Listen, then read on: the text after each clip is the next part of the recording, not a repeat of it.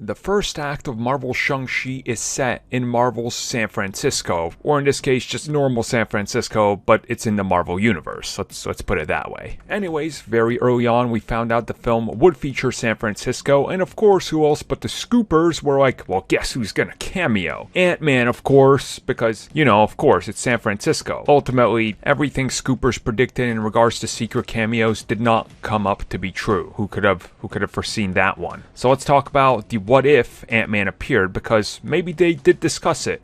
I mean, it sounds like they did, but they don't directly confirm that they did. But they definitely did.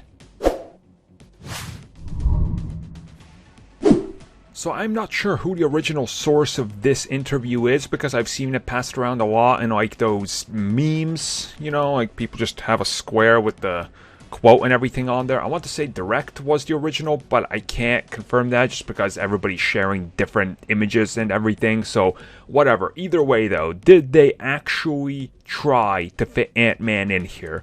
Well, yes and no. What we learn is that there was a lot of talk in regards to what heroes can we have appear in this film. Where would it make sense? Do they belong here? Could they show up here? Why would they show up here? And that's part of the conversation that they always have.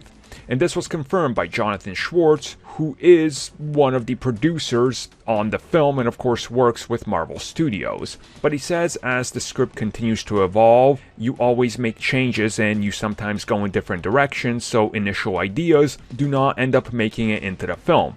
Which, again, that's not saying no to Ant-Man or yes to Ant-Man, but I think we can all kind of make sense of it and go, you know what? Ant-Man probably was a planned cameo at some point, but as the story of everything continued to evolve and they pivoted hard towards the multiverse and Kang, chances are that the reason Ant-Man doesn't show up is because he's going to be a little occupied at that same time doing a little Quantumania jumping. Or he's on the run from the law again. That's also very possible because Scott Lang. I will say that I'm glad that they're not just outright confirming now on what they were going to include and being like, oh yeah, we were totally going to have a War Machine show up and he was going to have this giant fight with Emil Blonsky and then they were going to, and then you could, like that type of fan servicey thing that fans really want that ultimately does nothing for the story unless it feels like it fits.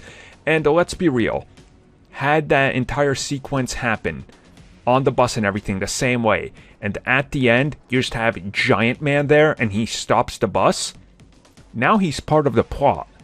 A pretty integral part of the plot as well. So what do? Now you gotta have him tag along, and if he just says, oh I can't, sorry, and runs off, you're like, huh, well that was gratuitous, in your face, and pointless. Wow, Marvel, way to just throw in a pointless cameo. So I'm glad that honestly they held back and weren't like, let's just use it here because we can, because it doesn't make sense for the story. Yes? Well, use it then. Don't just toss it in there for no reason.